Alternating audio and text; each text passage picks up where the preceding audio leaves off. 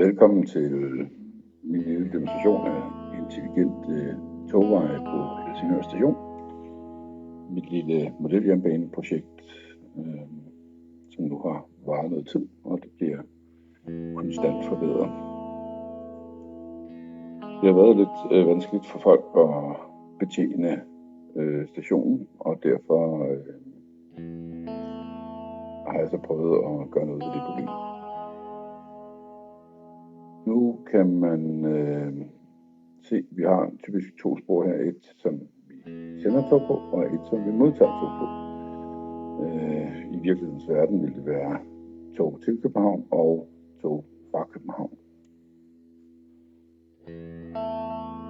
Hvis vi forestiller os, at vi fik et tog fra København og skulle gøre klar til det, så ville det første, man gjorde, var at trykke på den røde knap her, hvorefter at den blev grøn, og alle de spor, som man havde mulighed for at komme hen til, blev også grønne. Sådan er det bare at vælge, hvor vil vi gerne have den hen. Vi vil gerne have toget hen på 3. Vupti.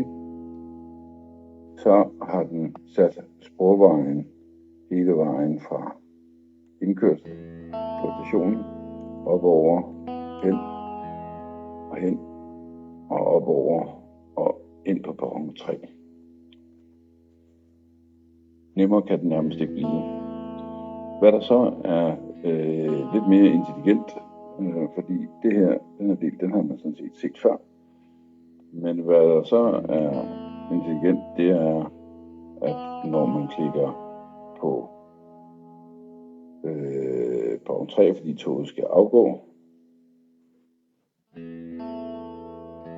så er der igen nogle steder, man kan komme hen. Men der har jeg selvfølgelig gjort det afhængig af, at der er nogle spor, som man ikke må benytte. Selvom de egentlig fysisk set er tilgængelige, så må man ikke benytte dem. Og derfor så er sporet fra København, altså ankomstsporet, det er rødt og ikke aktivt. Så kan man så vælge til København, og så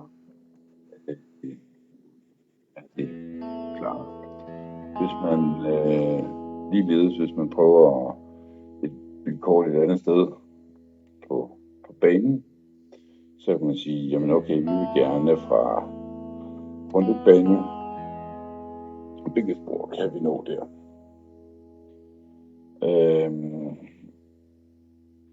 Det var sådan set det hele, jeg ville vise.